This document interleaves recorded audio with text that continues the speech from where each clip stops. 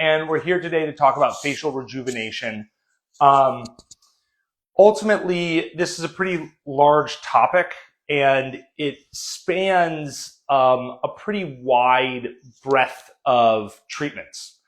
And I like to think about facial rejuvenation treatments going from sort of like non-invasive things to more invasive things. And many of them you may be familiar with, and some of them you won't. And so we'll touch on these, and we can get into the nitty-gritty on any of them if anyone wants to hear a little bit more about something specific. But we also are going to try and stay broad so we don't bore you. And you'll also notice that we move through not just surgical stuff, because for some patients, surgery is necessary, but patients come with a wide variety of needs, and not everyone is necessarily a surgical candidate.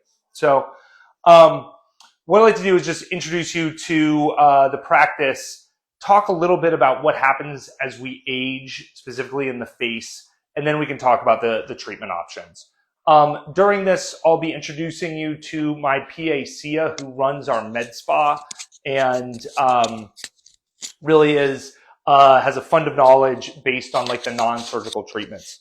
So a little bit about myself. I'm Dr. Hamwi. I did most of my training on the East Coast. I'm a board certified plastic surgeon. So I was in DC, Indiana, Boston. I'm from Ohio originally. And I'm board certified by the American Board of Plastic Surgery, and a member of the American Society of Plastic Surgeons. Ultimately, that just means that I know how to do surgery and the anatomy of the face. And so we just have more tools in our toolbox, right? So one of the advantages of having a med spa with great providers like Sia is that, and plastic surgeons, is we kind of combine our knowledge, and we're able to offer not just energy-based treatments, but also surgical treatments, and not just surgical treatments, but also energy-based treatments, so that we can sort of meet the patient where they need, not rather than the patient meeting the practice where it needs. Our clinical staff is made up of myself, Sia, who we'll introduce you to here shortly, and then Amy and Rachel are estheticians. They're great. They do things like chemical peels, facials. They're really great with like the skincare lines, and skincare is actually a pretty complicated thing. And so having someone that sort of understands what's out there and can guide you in that based on your skin and your needs is kind of nice, because I'll tell you, they actually understand some product lines better than I do. And so in regards to the practice, we treat people from all over the country. This is our map of all the places that people have come to us for surgery or treatment. And so we've hit, I think it's what is that? 47 of the 50 states. And so, anyway, I guess I'll dive right into sort of why the skin ages. So ultimately, we're talking about degradation and loss of elasticity and collagen. And this is just a normal part of how we age. But it also can be accelerated by things like sun exposure, stress, changes in your hormones, and to some extent, diet. We're seeing a lot of this with the weight loss associated with the GLP-1 agonists and Ozempic. So that actually isn't aging the skin. All it's doing is it's essentially deflating the skin, right? So the elasticity has been stressed. You take the stress off, and then we see the deflation effect. So I like to talk about facial aging and what people see in the mirror with this analogy of a dress. And I stole this from what would you call her? She's a personal stylist. She's a personal stylist. And I overheard her talking to my wife about her clothes in her closet. And she was describing what makes a dress her favorite dress. And she said there's two things that make this dress her favorite dress. It's got a great cut, it fits you well, and the fabric is high quality and it looks really good, right? It's dense, high quality fabric. And so that's what makes a beautiful dress look like a beautiful dress. And I like this analogy because I use it with the face as well. There are two components that make someone look like they have a youthful face. One, their the volume and the proportions sit where they're supposed to. That's the cut of the dress or the shape of the dress. And then there's the fabric of the dress, which is the skin, right? And so you can have, I've seen people who have had facelifts and they come in and they understand that like something's missing, right? The tissue has been lifted, but like they're still not quite where they want to be. And that's because the skin maybe have discolorations. It may still have some fine lines, wrinkles. Well, that's the fabric of the dress. And so we need to think of those two things, the cut of the dress, the shape of the dress, and the fabric of the dress a little bit separately, because they are separate. And we treat them differently. So what can be done to address the cut of the dress and the fabric of the dress? Well, in plastic surgery or just aesthetics in general, treatments go from less invasive to more invasive. And as they become more invasive, they typically become more powerful, but there's also an additional recovery associated with them. All right. So if we look at things down at the less invasive end of the spectrum, we've got skincare, right? So the lotions and potions, and they're great at moisturizing. In some cases, they can actually structurally change the cells. But what you'll find is that anything that structurally changes the cells is typically regulated by the FDA. All right. So you're not going to be able to find that in like a drugstore or at 2 a.m. on TV. All right. So be wary of things that promise to, like, you can smear something on your face and it will reverse aging. Okay. Then we move into things like injectables, and injectables can modulate the way muscles contract in order to affect like wrinkles. Fillers can be used to add volume to places where volume is lost. And there are a few other things that I'll let Sia touch on. Energy devices are typically used in order to deliver energy which heats the tissue. Most energy devices are working on a principle where if you can heat tissue to a certain level, you can cause contraction, or you can even cause destruction, which will allow the body to build new cells. And then we start moving into the surgical components, which can be either sort of awake procedures where you're doing sort of like mini lifts and things like that, or a sleep procedure where we're doing a little bit more of the heavy lifting. We will touch on all of these. All right, so now I'd like to talk, or hand this over to Sia real quick. And she can tell you a little bit about herself and then talk a little bit about the non-invasive things. Okay. Thank you. Yep, thank you. Hi, nice to meet you. Okay, so a little bit about myself. I did most of my training up in Connecticut, and that is how I met Dr. Hamwi after moving down here. I focused my studies in dermatology, have an obsession with skin and disease of skin and how to heal it and all the things. And when I met Dr. Hamwi, I primarily started out in plastic surgery, which really gave me an upper hand in understanding anatomy like so well. But I was ultimately more passionate about non-surgical things, which is what we're going to dive into.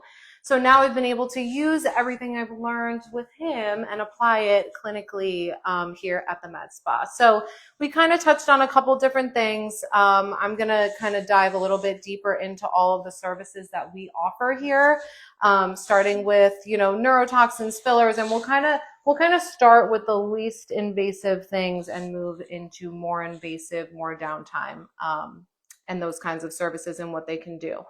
So non-invasive options suitable for all patients, right? These are things that are going to give you minimal downtime, minimal recovery, which typically means that the result is not going to be as significant as something that's doing more damage, that's going to give you more downtime and more recovery.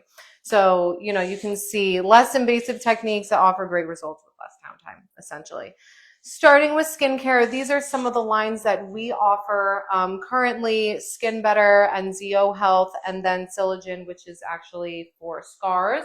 The estheticians and I work on creating very comprehensive skincare routine and custom regimens for people depending on what their needs and what their goals are. So skincare can be super overwhelming, especially with social media. There's a lot of information out there. I always recommend, seeking advice from a provider who's going to help you understand really what products are going to work best for you depending on your goals. So here's a couple examples of what skincare can do. This is a retinol that we have here, and then this is actually an adaptogen that kind of decreases inflammation. So this is after 8 weeks. Consistency is key with skincare. So those are just two things. Next, we have a Diamond Glow. This is also performed by estheticians. This is a great treatment because these kinds of facials are actually treating the skin, and it's not just kind of like the facial that you would get at a regular spa. So what the Diamond Glow does is it actually resurfaces the skin. It has a little bit of suction in there, so it can actually suck out any dead skin cells. It can help shrink pore size, and it also infuses the skin with different serums depending on what your skin goals are. So that can be hydrating, it can be for acne, it can be anti-aging. So this is a no downtime kind of treatment, gives you that instant glow, and works really well when done routinely because it will help your products at home work a little bit better since you have all that fresh skin on top. Some results from Diamond Glow. You can just see the skin looks nice and hydrated and nice and glowy. That was my wife. Yeah. She loves it. That's Kristen right there. She's beautiful. Yeah, she's right. Glowing. She's ready to go home to her husband. One of the benefits of being married to a plastic surgeon, I suppose. Okay, so this is microneedling.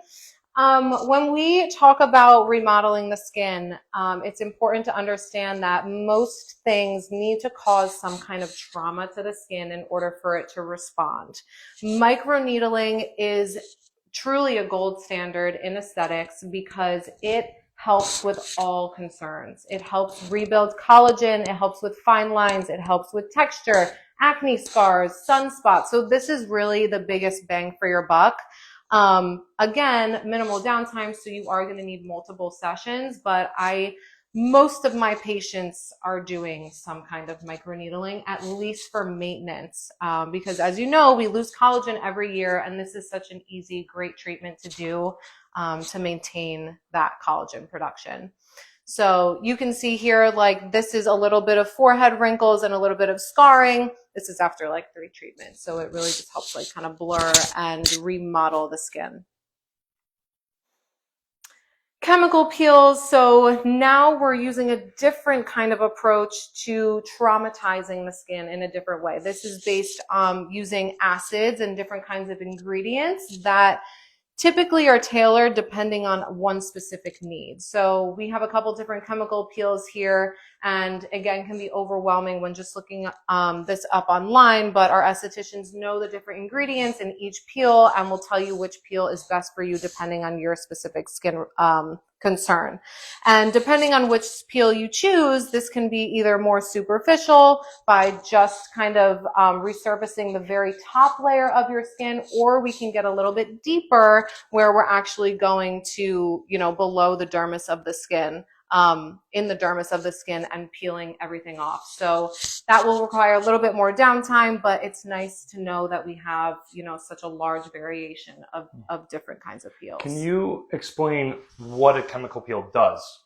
So you've got these different layers of the skin, So right? we have the different layers of the skin, and depending on the peel that we choose, that layer of skin, depending on where it's hitting, is actually going to peel off.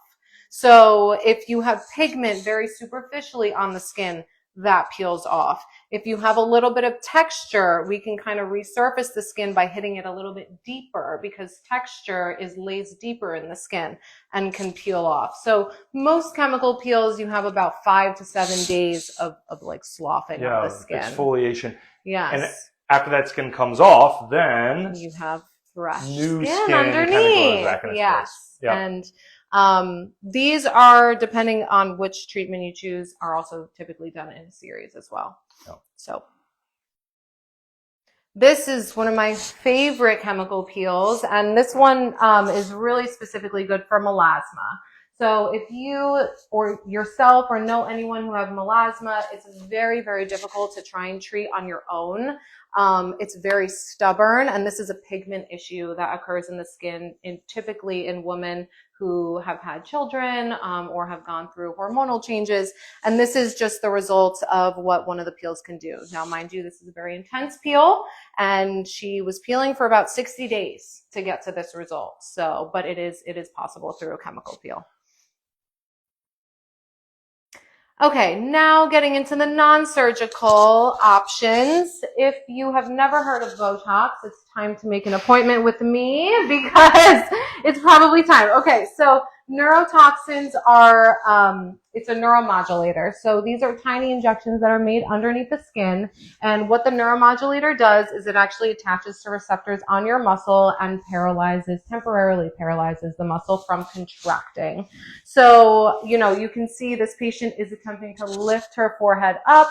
After we we inject some neurotoxins, she now is restricted from that movement. And what this does is it prevents those wrinkles from forming, and it also treats those wrinkles like long term. So this treatment is very quick. It's pretty painless. You can resume normal activity. This is actually immediately after the treatment, so you can see she looks pretty normal. And it takes about 2 weeks to kick in, and the results last typically 3 months. So most of my patients are coming in for maintenance because they want to maintain and prevent those wrinkles from forming. Rule of thumb in medicine, in all medicine, is prevention is always better than treatment. So I really love using Botox as a preventative measure, although it can truly treat wrinkles as well, as long as you're consistent with your treatments. Okay, now we have fillers. So fillers are hyaluronic acid gel. So I think I have on this slide, this is actually what it looks like. It is a gel. And what fillers do is this actually helps plump the skin and replaces lost volume. So when used correctly, it can actually help contour the skin. And the way I like to look at it is how the light reflects on your face. So I go after highlights and shadows and trying to smooth the contours of the face and restore lost volume. Something that happens as we age is we typically have, when we're younger, we have a lot of volume up in our face, in our cheeks. All of our volume is high. We have a heart-shaped face. And as we age, those tissues start to descend and fall. And so replacing that volume with a little bit of hyaluronic acid filler can do really, really well and really help harmonize the face as we age. There's that filler. Now, Sculptra is a little bit different. Sculptra is something that we call a biostimulator. And what this does is it causes collagen production in the skin. And so this is a great before and after of what Sculptra can do. Sculptra actually comes in a powder and it's mixed with saline. So when you inject it, it's very diffuse. We massage it around. I place it specifically in certain areas to tighten the skin. And what it's really good for is kind of tightening the skin back on the jawline and giving diffuse volume throughout the face. So this is something that is more of an anti-aging treatment because we're replacing lost collagen, but it does take time to see results, and it can last up to 2 years because that's now your collagen that you've created. And this is where I would inject it. I typically do most of my injections with Sculptra on the back portion of the face, the lateral face, to kind of tighten the tissue up. Morpheus 8, so this is a microneedling and radiofrequency device that basically has 24 needles that penetrate in and out of the skin and deliver radiofrequency when the needles are in the skin. The radiofrequency then causes contraction, so this device is really good for skin tightening, firming, and lifting the skin. You typically need about 3 to 5 sessions. It is not going to give you the result of a surgery, but for some patients who are trying to put that off or that don't want the downtime, this is a really great option because it works on remodeling. And here's just like a quick little video. You can see the needles penetrate into the skin. There's that radio frequency. It's going to cause contraction, and the skin is going to tighten over time.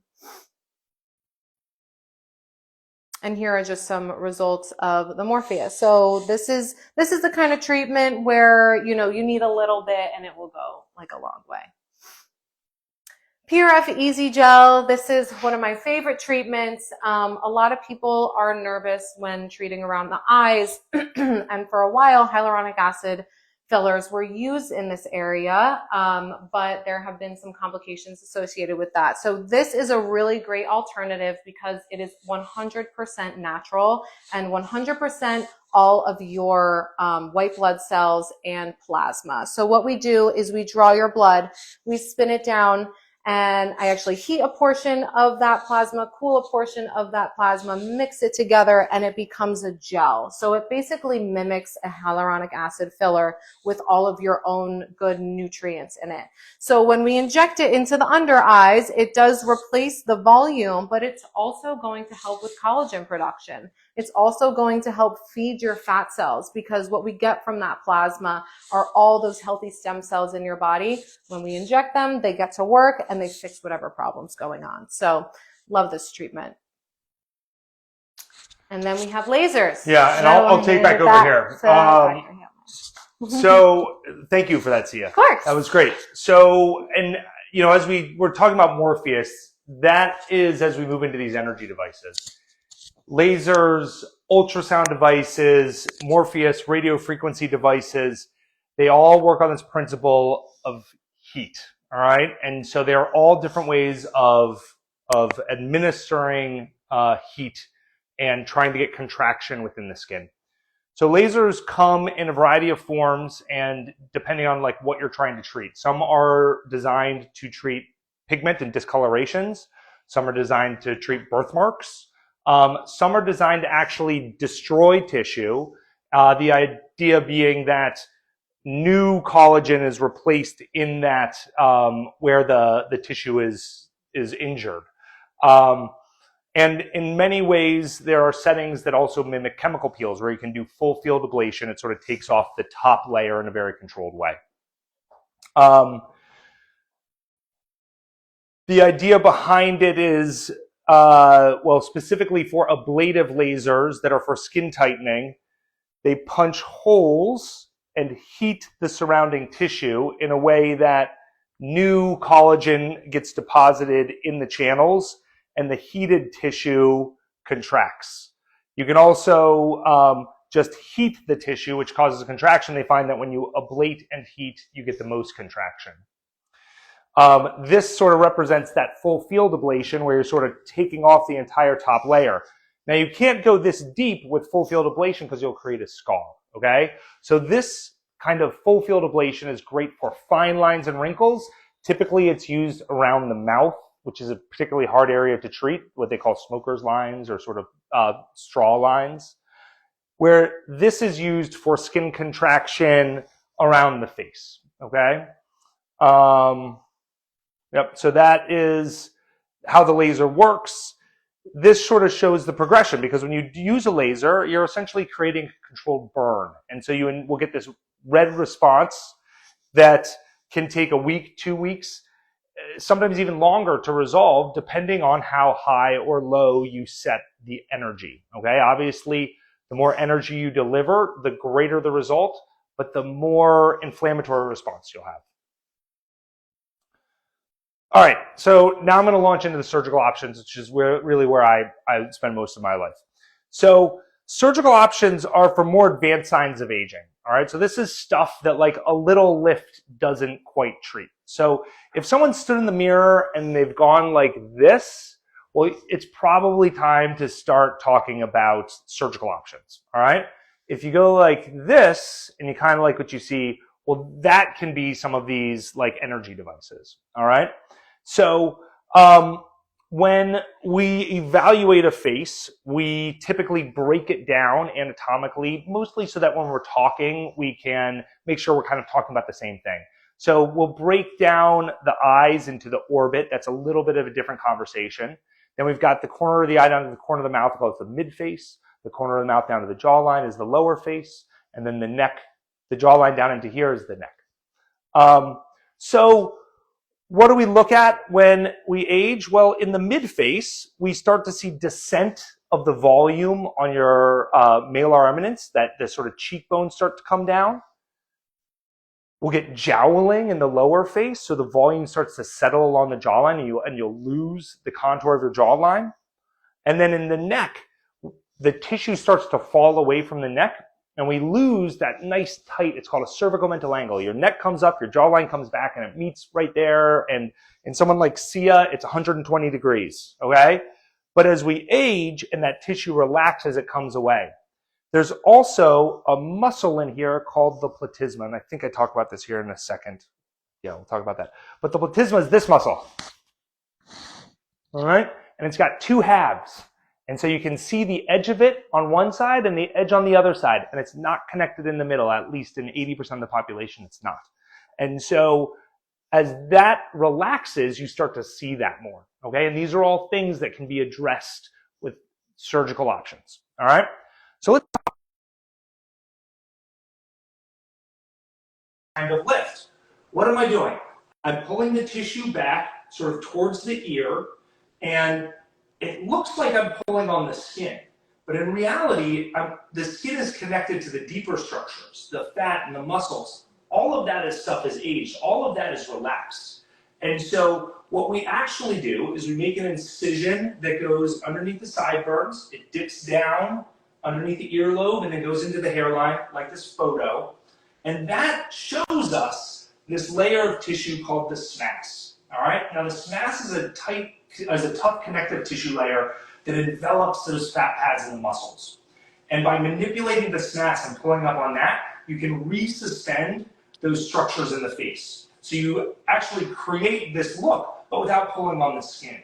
And then you re-drape the skin, sort of like the sheets on the bed, right? Your sheets are down at the foot of your bed, they're all wrinkled up. We sort of make them all nice and smooth, and we trim off what we don't need.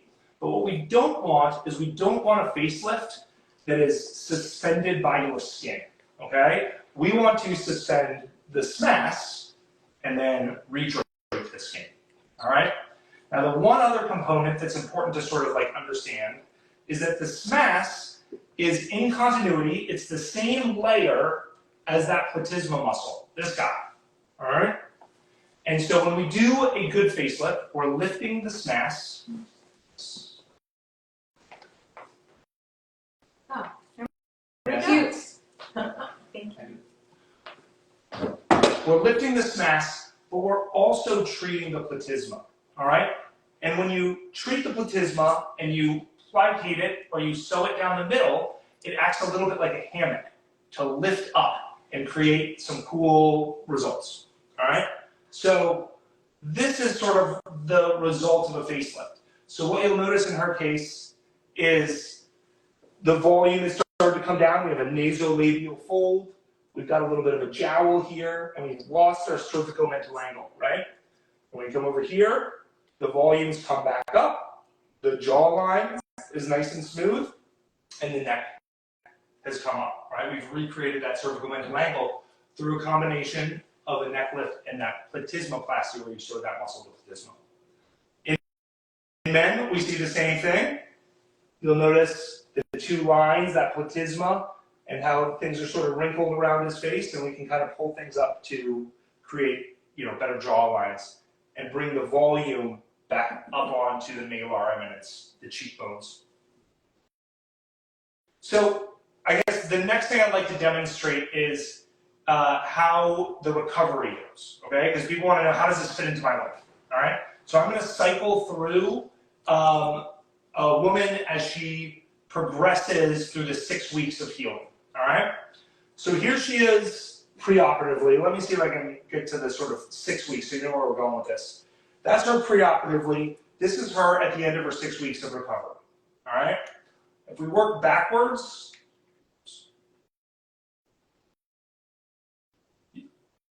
1 week after the procedure, you'll notice she looks swollen, right? So there she is. Her skin almost looks a little deflated. In this case, it actually looks like she's kind of puffy.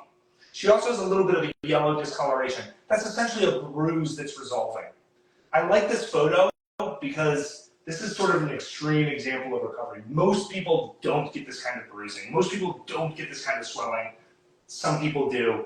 But if you kind of expect this, then that's probably about the worst you're gonna see. You'll also notice that incision is a little bit scabby. We typically put in sutures that need to be removed at 1 week. So patients come in at 1 week, we take out the sutures, and we give them some supplies to help them heal. But it's usually about 2 weeks until you're what we call socially presentable, before you want to go out to dinner or see your friends, okay? So here she is at 2 weeks. You'll notice the swelling is largely resolved. The bruising is largely resolved. She still has some bruising along her jawline and underneath her chin. And we tend to see that. That's really common. And sometimes the swelling underneath the chin can take several months to go away. It's not to the point where it's like dysmorphic and it looks totally crazy, but you'll just notice that while everything else seems to be resolving a little bit faster, that one sticks around a little bit more. She also has a little incision under her chin. That's how we did that platysmoplasty. And so that's a little scabby, just like the incision around her ears. At 4 weeks you come in, the incision around the ears is largely fading. Scars in general fade over months and years, not days and weeks, but scars in front of the ear tend to heal really fast and really well. Scars behind the ears sometimes take a little bit longer. They tend to look a little red or a little raised a little bit longer. But the swelling has largely resolved. People typically feel unencumbered by things and are usually chomping at the bit to get back to tennis and golf and those sorts of things. But we usually don't let that happen until we get to 6 weeks, okay? 6 weeks is kind of what the body needs to fully heal after most things surgical, okay? We know that collagen doubles in strength every week after surgery over a 6-week period. So that's why when you break a bone or you get your gallbladder out, they usually say it's going to be 6 weeks until we let you, go back to the gym. 6 weeks, we say go live your life, all right? You will still have what we call nuisance issues. The scars may still be red. You will likely feel numb for about 3 finger breaths in front of the ear. Not completely numb, but patients commonly say, it feels like I have a beard. I know I'm touching, I can feel myself touching, but it feels like I've got something on top of my skin. So we call those nuisance issues. Those take months to go away. They go away, but we don't necessarily need to have you follow up with this. So that is sort of the facelift part of this. Another component of facial aging that I like to talk about is the orbit or the eye. It's different than a facelift. You have to treat it differently. You can't expect that a facelift is going to treat the eyes, and you can't expect that a blepharoplasty or eye lift is going to affect the face. But they usually, or not usually, they're often done in conjunction in the same procedure because they have they have a really powerful effect. So a eyelid lift is also known as a blepharoplasty. And you can treat the upper eyelid and you can treat the lower eyelid, all right?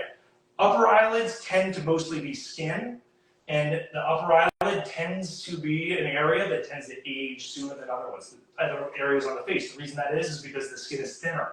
It doesn't have the collagen and elastin, and so it tends to stretch out a little bit sooner. Patients often say, I feel like I'm losing that area where I put my eyeshadow. And my eyelid skin is coming down, it's touching my eyelashes, okay? So that's managed with something called an upper blepharoplasty. The lower eyelid can be too much skin, wrinkles, or it can be too much volume, puffy, all right? The reason things get puffy is because you have some fat pads. This is the eyeball, and that's the eyelid, and this is the skull, or the bottom of what we call the orbit. You've got a fat pad that lives underneath the eyeball, right here. And you've got 3. One there, one there, and one there. And there's a little retaining ligament of tissue that sort of holds that back.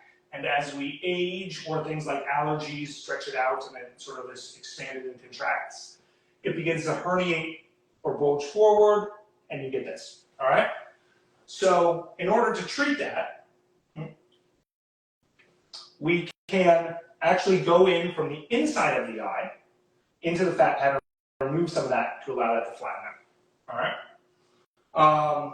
So let's see a little bit of how this is done.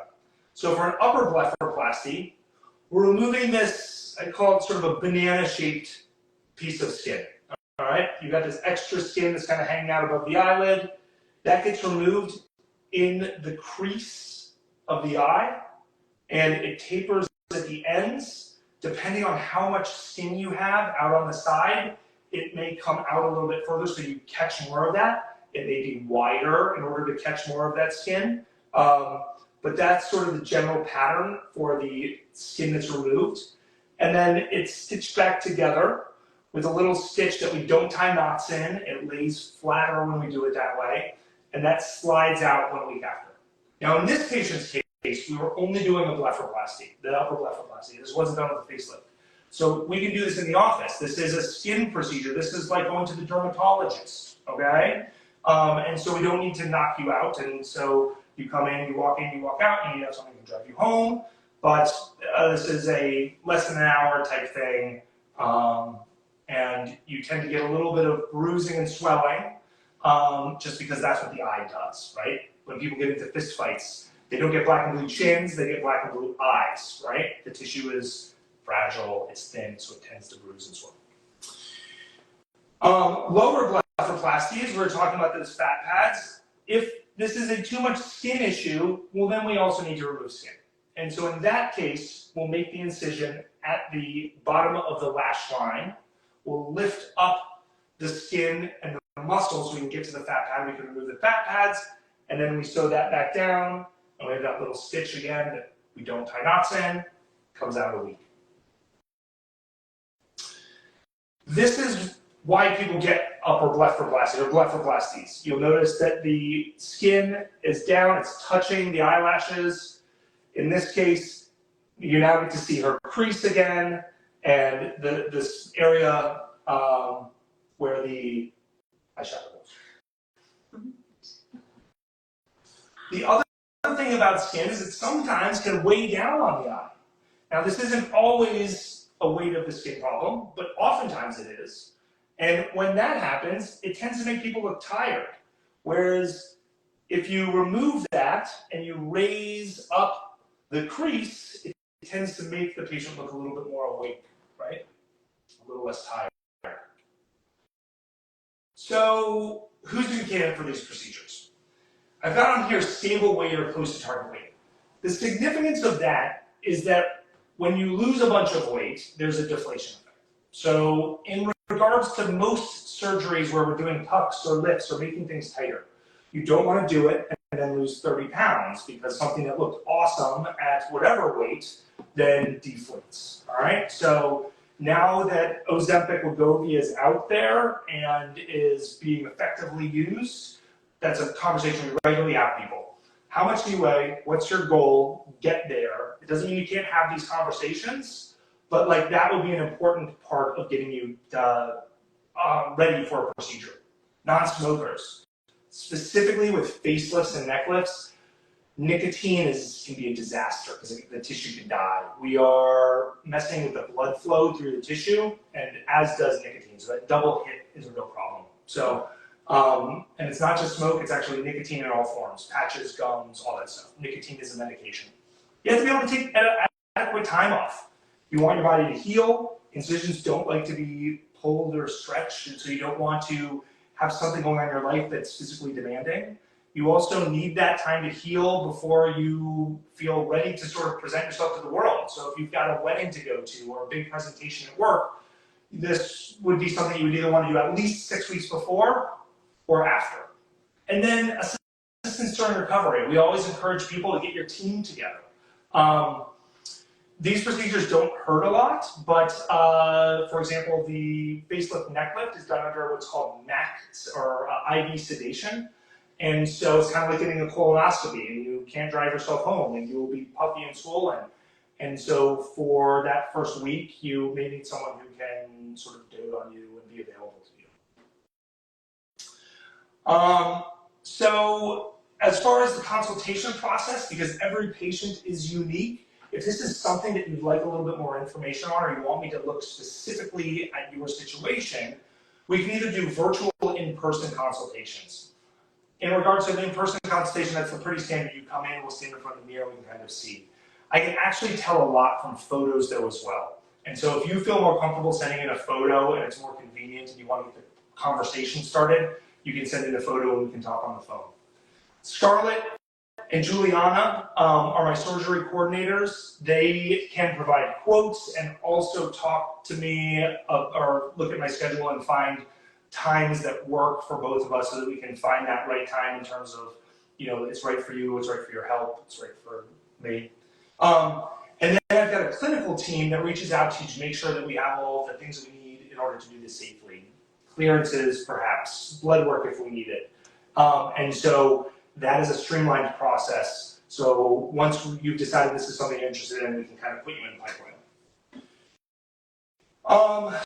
So if you want to get in touch with us, our website is floridaplasticsurgery.com. You can Google us, all the stuff's there.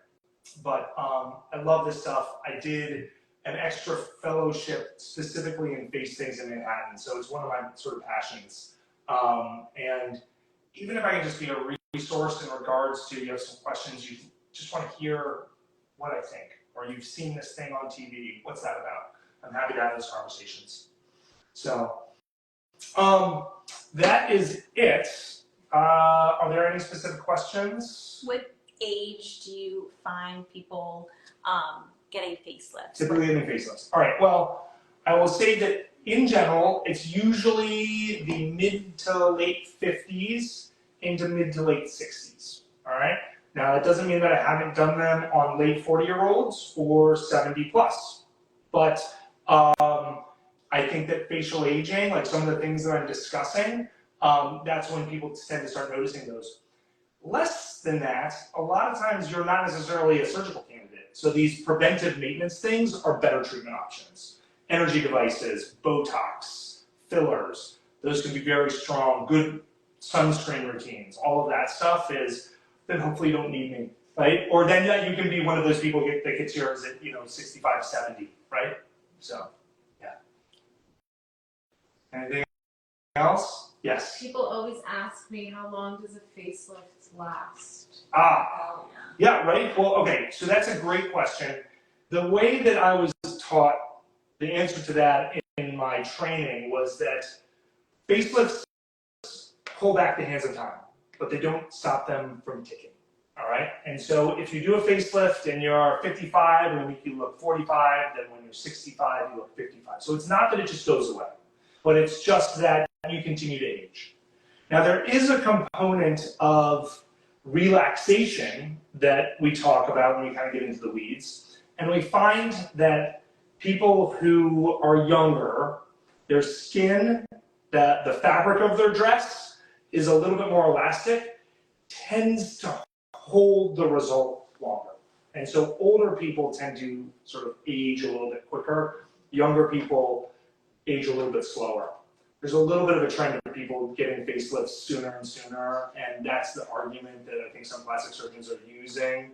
I don't know if I totally agree with that. I don't think you should rush into a facelift, but yeah, there are some advantages to doing a facelift earlier when the skin is still very elastic. Okay. Great. Question.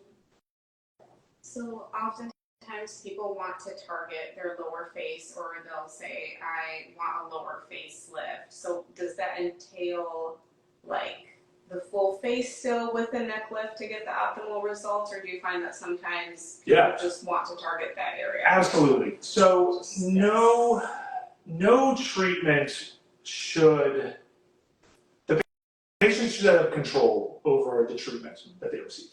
That being said, certain things tend to go together, and we tend to find that, for example, the lower face and the neck are sort of a component. So if you have jowling, you almost always have sort of like lost the cervical ventral angle, and vice versa. And so I think that like sometimes people don't need as much, like I find that it's more common that you don't have a problem in your upper face, but you have both down here, or vice versa. But I don't never it's uncommon to see someone who has a problem with their jawline and not their neck. Sia talked about preventative. It's better to prevent. And what age do you find that patients should come to see you? It's a good question.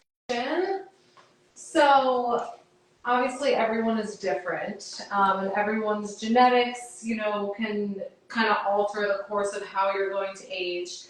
But I do think like starting in your 20s is a good idea. And obviously we're not going to need to be super aggressive at that time, but having a good skin routine in your 20s and being very compliant with sunscreen is amazing.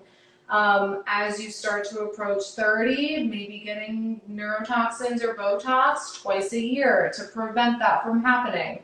Most of the time when we come into our 30s, we want to start maybe dabbling with a little bit of laser, because by that time you've seen some sun damage come up.